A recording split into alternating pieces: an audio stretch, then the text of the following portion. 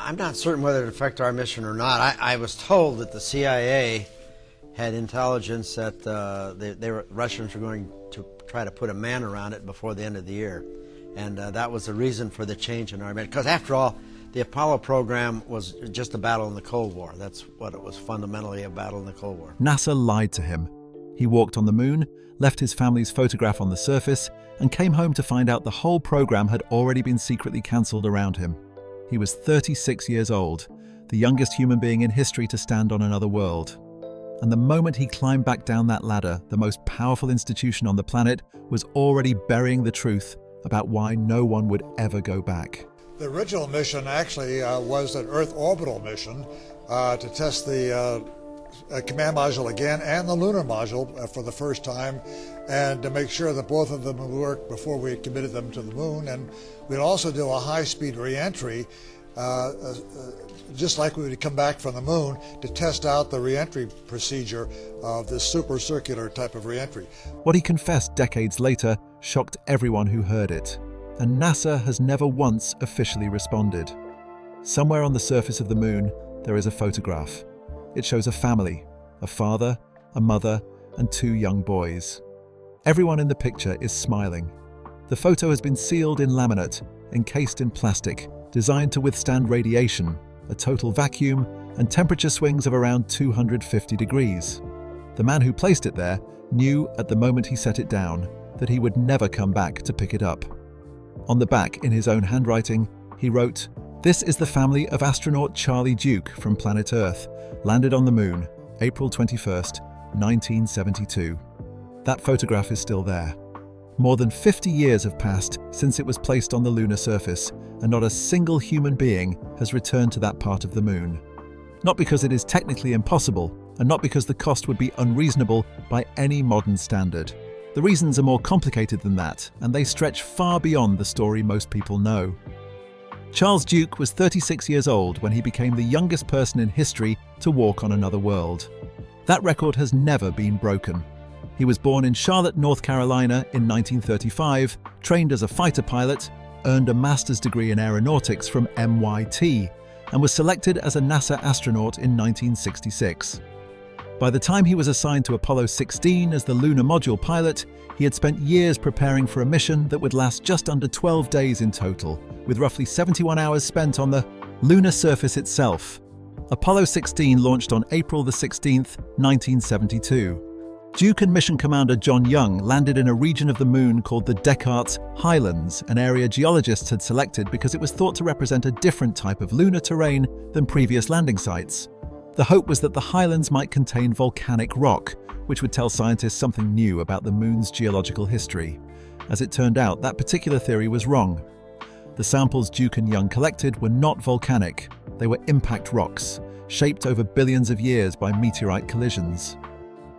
It was not the result anyone had predicted, but the science was valuable precisely because it was unexpected. Duke's heart rate at the moment of launch was recorded at 144 beats per minute.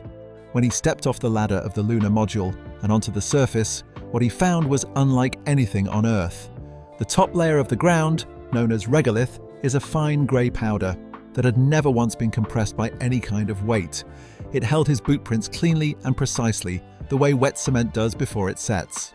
The sky above him was not dark blue or deep grey. It was absolutely black. Even though the sun was shining, space began just inches above his helmet, and there was no atmosphere to scatter light into colour. Stars were invisible in the solar glare, but the visibility on the surface was extraordinary. With no atmosphere, there was no haze, no blurring at the horizon, just the flat grey plains extending outward and the mountains in the distance, named by geologists who had studied maps in offices on Earth and never once left it. Duke and Young spent 71 hours on the surface. They drove a lunar rover across ancient craters, deployed seismic instruments to study the moon's interior, and collected around 95 kilograms of rock and soil samples that researchers would go on to study for decades. By every technical measure, Apollo 16 was a success. Duke splashed down on April the 27th, 1972. The mission was declared a triumph. The footage aired on television. There were handshakes and parades and official statements about the achievement of American science and engineering. And then Duke came home. The expectation, spoken or not, was that a man who had just walked on the moon would return visibly changed in some obvious and inspiring way. What people encountered instead was someone who struggled to articulate what he had experienced, and who spent the years that followed searching for something he could not easily name. He left NASA in 1975. Business ventures he pursued after leaving the agency did not work out.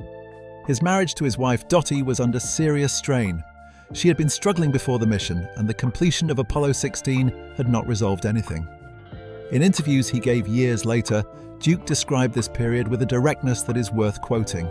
He said he was 36 years old, his marriage was falling apart, and things were, in his words, pretty desperate at home. This is not the version of the Apollo story that gets told at anniversary events, and it is not the image that appears in the history books alongside the mission photographs. But it is the version that Duke himself has returned to repeatedly over the years, in churches, in lecture halls, in interviews. He has not hidden it. What makes his account significant is not simply that a famous astronaut had a difficult few years after a major career milestone. That, on its own, would not be particularly unusual. What makes it significant is the pattern. Duke was not alone. Across the small group of men who actually walked on the moon, something similar happened to a striking number of them. Buzz Aldrin, who had been the second person to set foot on the lunar surface during Apollo 11, has spoken publicly about the alcoholism and depression that followed his return. He described reaching what he called the pinnacle, and then having nowhere left to go. Edgar Mitchell, who flew on Apollo 14, came home and began pursuing questions about human consciousness that took him far outside mainstream science. Alan Bean, from Apollo 12, left NASA and spent the rest of his life as a painter, spending decades trying to put on canvas what the moon had looked like, because he could not find any other way to stay connected to it. He reportedly mixed lunar dust from his mission suit into his paints. These were not men who had been selected carelessly. NASA's astronaut selection process in the 1960s was one of the most rigorous screening systems ever applied to any professional group. The men who flew to the moon had been tested psychologically, physically, and technically to a degree that almost no other profession has ever required. And yet, for a significant number of them, the return from the moon turned out to be something the testing had not prepared them for. NASA had no formal framework for this. There was no protocol in the mission. Debrief for what a person might feel after standing on another world and then coming back to ordinary life. There was no department, no official language, no acknowledgement from the institution that the experience might leave a lasting mark of a kind that was difficult to process. The mission reports covered the geology, the hardware performance, the orbital mechanics. They did not cover what it cost a person to do what those 12 men did and then spend the rest of their lives on Earth. Duke eventually found his footing. He became a committed Christian in 1978 and has spoken openly about his faith for the 40-plus years since. He has said that the walk on the moon lasted 3 days, and that something else he found later has lasted far longer. Whatever one makes of that, the practical outcome was real. He and Dottie rebuilt their marriage. He became an active public speaker. He is, by all accounts from people who have met him in recent years, a warm and grounded man who takes time with everyone he meets. But the photograph is still on the moon. The Descartes Highlands. 50 years of lunar days and nights cycling over it. Temperature swings that crack metal. Cosmic radiation that would destroy unprotected electronics in weeks. The laminate may have degraded by now. The image inside it may be gone. What remains is the fact of it. A man left a picture of his family on another world. He wrote their names on the back in his own hand. He walked away, climbed back up the ladder, sealed the hatch, and never had the chance to return. The question of why no one has gone back, not Duke, not anyone, is not a simple one. And the answer, when you follow it carefully through the evidence, turns out to be a great deal more layered than the official version has ever acknowledged. On September 2nd, 1970, 19 months before Charles Duke set foot on the moon, NASA made an announcement that received relatively little public attention at the time. The agency confirmed that Apollo missions 18 and 19 were being cancelled. The language used in the official statement was the kind that tends to soften difficult news through abstraction. References to budgetary constraints, resource reallocation, and the prioritization of future programs. There were no congressional hearings that changed the outcome. there was no significant public outcry. The announcement was made, the news cycle moved on, and the men who had been training for those missions were left to absorb what had happened. Apollo 20 had already been cancelled 8 months earlier, in January of that year. So by the time the September announcement came, 3 planned lunar missions had been removed from the schedule in less than a year. The landing sites had already been chosen. The scientific objectives had been written up. Craters and highland regions that geologists had spent years studying as potential destinations were simply struck from the list.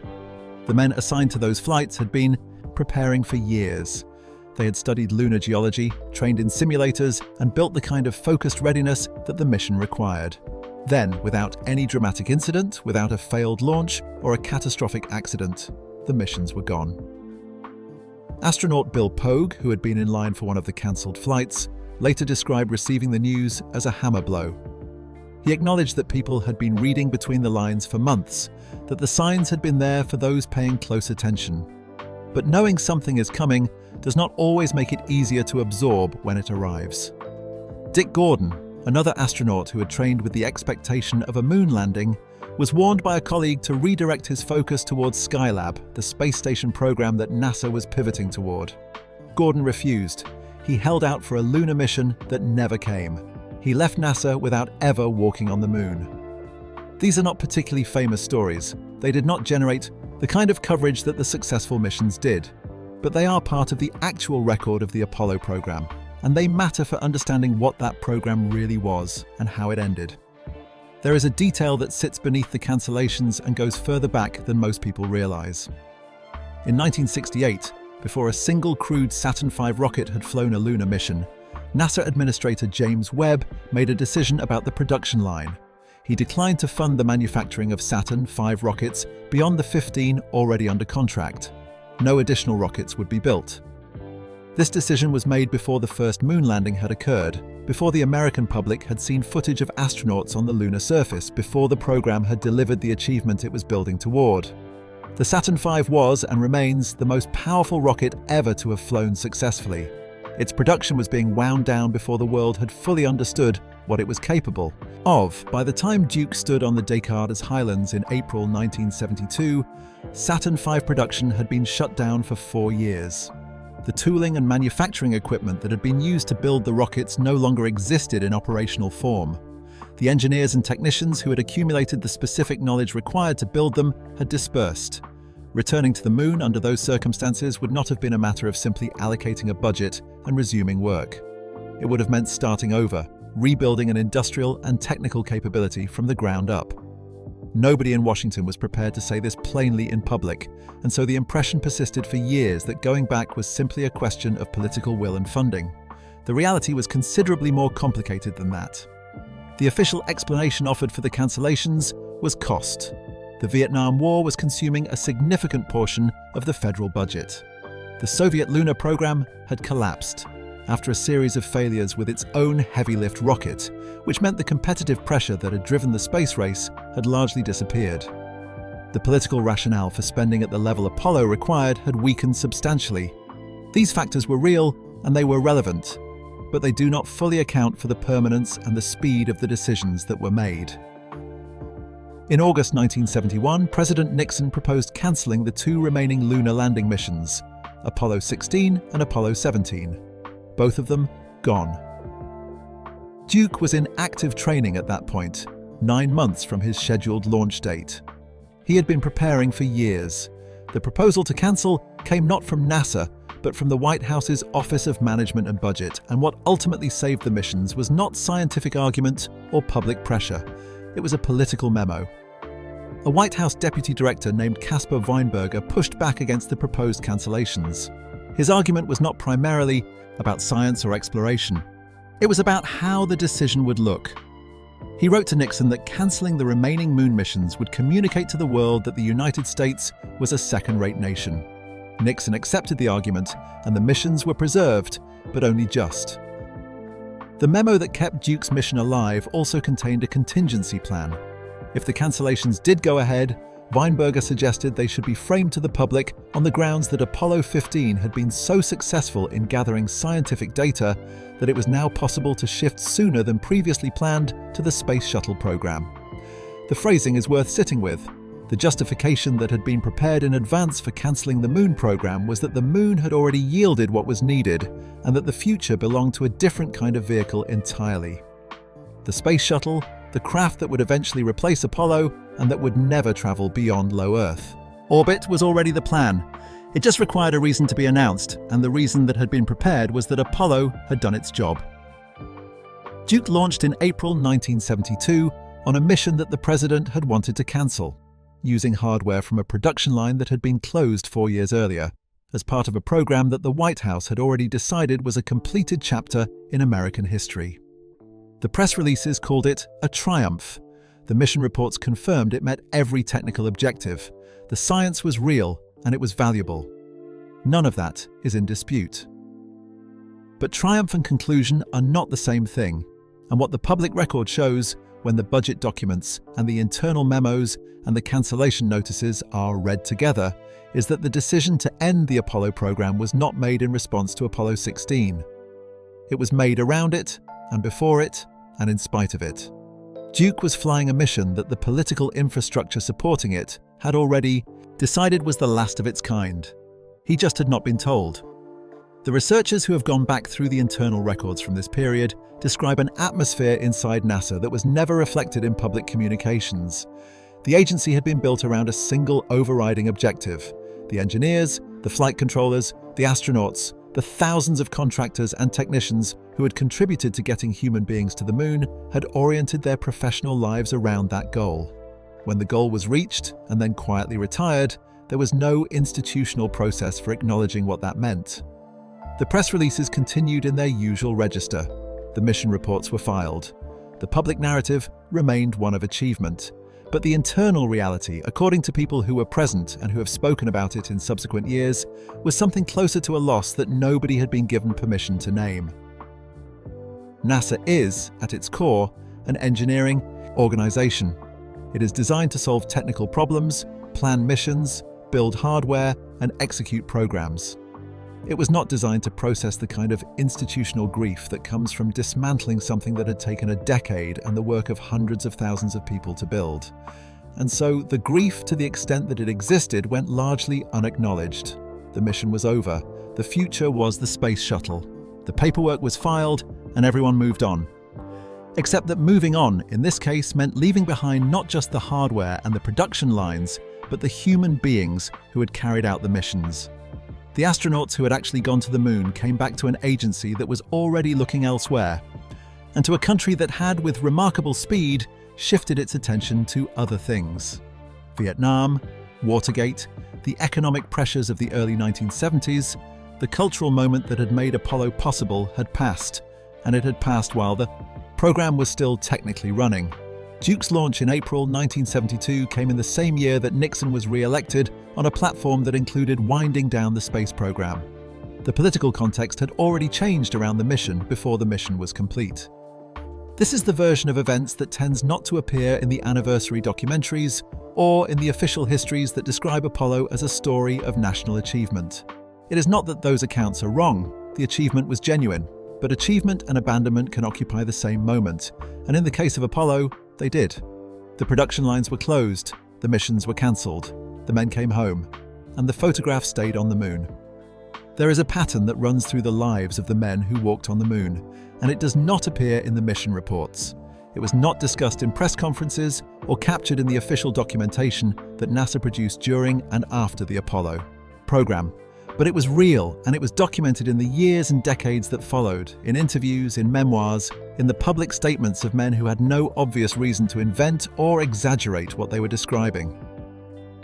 Buzz Aldrin was the second human being to set foot on the lunar surface during Apollo 11 in July 1969. He returned to Earth as one of the most recognized figures in the world. Within a few years, he was dealing with severe depression and alcoholism. He has spoken about this openly and at length over the course of his life.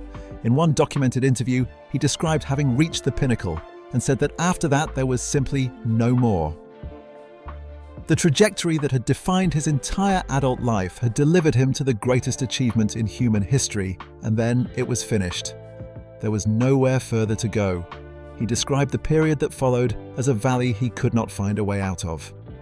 Edgar Mitchell flew to the moon on Apollo 14 in February 1971. He was the sixth person to walk on the lunar surface. After he returned, he founded an institute dedicated to studying what he called noetic science, a term he used to describe forms of inner knowing that he believed went beyond what conventional scientific frameworks could account for. He spent the remaining decades of his career working in territory that mainstream researchers largely declined to engage with. Whatever one makes of the conclusions he reached, the shift itself was profound. A man who had been trained as a naval aviator and engineer, selected for one of the most technically demanding programs ever run, came back from the moon and spent the rest of his life asking questions that his original field had no interest in answering. Alan Bean flew to the moon on Apollo 12 in November 1969. He was the fourth person to walk on the lunar surface. After leaving NASA, he became a painter. He spent decades producing work that tried to recreate, as precisely as he could manage, what the moon had actually looked like. He has spoken about the fact that he could not find any other way to stay connected to the experience. He reportedly mixed lunar dust from his mission suit into his paints, so that every surface he worked on contained a physical trace of the place he was trying to depict. He wanted the moon present in the work itself, not just represented by it. And then there is Duke. His story has already been described in some detail, but it is worth returning to it in this context. He came home from Apollo 16, left NASA in 1975, watched his business ventures fail, and came close to losing his marriage. His wife Dottie later revealed that during the darkest period of those years, she had contemplated suicide. She had hoped that when Duke's career at NASA ended, she would finally become the priority. Instead, as she described it, he came home from the moon and immediately began searching for the next peak. There was no next peak. There is nothing on Earth that functions as a successor to walking on another world. Duke himself put it plainly in an interview. He asked simply, "How do you top a flight to the moon?" It was not a rhetorical question designed to sound impressive. It was a genuine description of a psychological problem that he and several of his colleagues spent years trying to work through without any institutional support or framework to help them do it. These were not men who had been selected without care.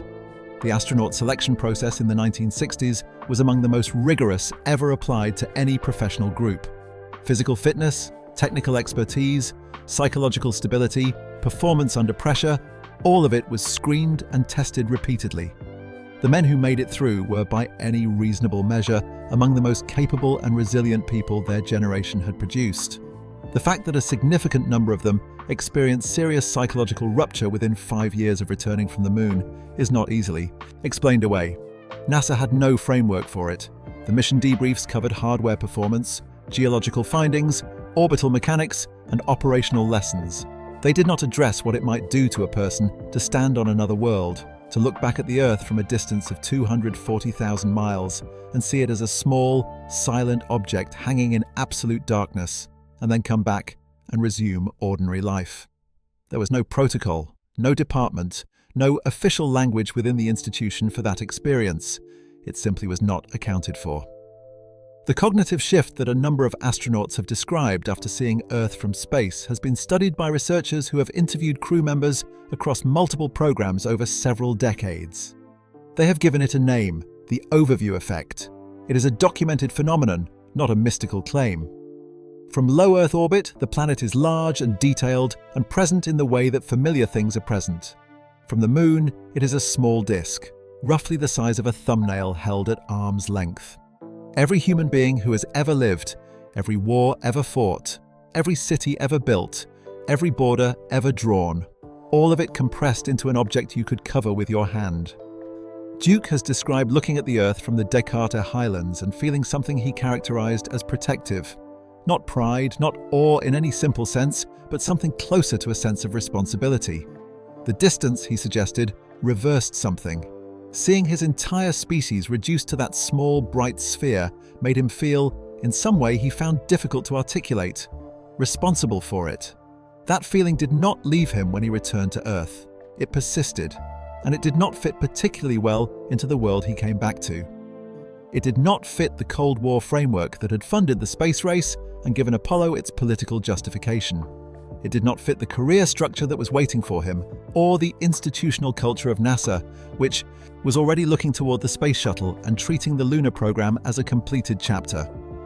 It did not fit the wider cultural moment of 1972, a year defined in the United States by Vietnam, by Watergate, by the accelerating erosion of the certainties that had made Apollo possible in the first place.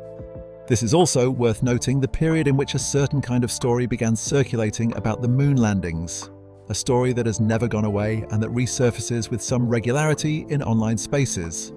The claim in its various versions is that the real reason humanity stopped going to the moon was that the astronauts encountered something up there. A structure, an object, some form of presence that frightened NASA into silence and brought the program to an end. These stories attract large audiences every time they appear. Fact-checkers have examined them thoroughly, and the conclusion is consistent. There is no credible evidence for any version of that claim. The lunar. Samples returned by Apollo astronauts have been studied by independent laboratories across multiple countries. The findings are uniform. The moon is a geologically inactive body shaped by ancient impacts and lava flows. Nothing anomalous has been found. But it is worth asking why that story keeps returning. The people who share it are not, for the most part, deeply committed to extraterrestrial theories as a general matter. They are, in many cases, people who sense that the official explanation, budget cuts, loss of political will, does not fully account for the permanence and the completeness of the withdrawal. And that instinct is not entirely wrong. Nations do not typically dismantle the greatest achievement in their history within 2 years of accomplishing it. They do not shut down production lines that took a decade to build, scatter the engineering expertise required to operate them, retire the most powerful rocket ever flown, and redirect the entire program toward a vehicle that would never leave low Earth orbit, all because the accounting became inconvenient. The official explanation is not false, but it is incomplete. What those theories are reaching toward without quite finding it is the institutional collapse that followed the landings. The loss of mission. The fact that the political, cultural, and psychological infrastructure that had built Apollo did not survive contact with its own success. The moon had been the goal. Once it was reached, nobody in Washington had a vision large enough to replace it. The program had been built on a specific proposition, that human will, applied with sufficient resources and discipline, could accomplish anything. That the moon was a problem to be solved. When the problem was solved, the proposition had nowhere left to take anyone. The same year Duke walked on the moon, Nixon was re-elected on a platform that included winding down the space program. Watergate was already beginning. The Vietnam War's true shape was becoming impossible to deny. The cultural moment that had generated Apollo was ending, and it ended faster than the program itself did, which meant that the final missions were being flown into a country that had already moved on. Duke found his own answer eventually. He became a committed Christian in 1978 and has spoken about it openly for more than 4 decades since. He has said that the walk on the moon lasted 3 days, and that what he found through faith has lasted considerably longer. He is not hedging when he says this, and he is not speaking in vague or general terms. He means it precisely. The moon showed him something he could not explain, and faith gave him a way to live inside the unexplained without being destroyed by it. He and Dottie rebuilt their marriage. He became a public speaker who, by the accounts of people who have encountered him in recent years, is warm and patient and unhurried. He shakes every hand. He answers every question, including the difficult ones. At a school visit in recent years, he spent considerable time with a group of students who had been studying the moon landings. When one of them asked him why humanity stopped going, he paused before answering. Then he said that it was the right question and that he had been thinking about it for 50 years. That pause is significant, not because he lacks an answer, but because the full answer, the one that includes the cancelled missions, the closed production lines, the astronauts who came home and fell apart, the political memos, the absence of any vision large enough to replace the one that had just been fulfilled, still costs something to say out loud. Particularly in a room full of young people who have only ever been taught the triumphant version. The photograph is still on the moon. The laminate may have degraded, the image inside it may be gone. temperature swings that crack metal, radiation that would destroy unprotected electronics within weeks. 50 years of that, cycling over a single sealed picture of a family who is still alive on Earth. But the fact remains unchanged. A man left evidence of the people he loved in another world. He wrote their names in his own handwriting on the back. He walked away from it knowing he would never return, and the program that had taken him there was already being dismantled around him before he ever left. Two questions sit at the end of all of this, and the evidence does not resolve either of them cleanly. The first is whether the Apollo program was ended by short-term political calculation at the exact moment it had built the capability to go further. The rockets existed, the sites had been selected, the science was ready. 3 missions were cancelled not because they were impossible, but because they were inconvenient. And the men who carried the psychological weight of those decisions were left to work through it without acknowledgement, without language, and without any support from the institution that had sent them. The second is whether what those men experienced on the moon was itself a kind of signal. The overview effect is not speculation. The pattern of rupture across the astronaut cores is not coincidental. Maybe what those 12 men encountered, standing on another world and looking back at everything they had ever known, reduced to a single small light in the darkness, was something the culture they returned to was not yet equipped to receive or to understand. Maybe the borders and the certainties and the frameworks that organized life on Earth in 1972 were simply too rigid to absorb what the moon was showing those men about the actual scale of things. Duke has his answer. He has carried it with him for more than 40 years, and he has shared it openly with anyone who has asked. But the photograph is still there, on the surface of the Descartes Highlands, and the question it raises has never been formally resolved. Was it a promise, evidence that humans had been there and would return? Or was it, without Duke quite knowing it at the time, a memorial? A marker placed at the edge of something vast by a civilization that had briefly touched the furthest reach of what it was capable of and then turned back before it understood what it had found.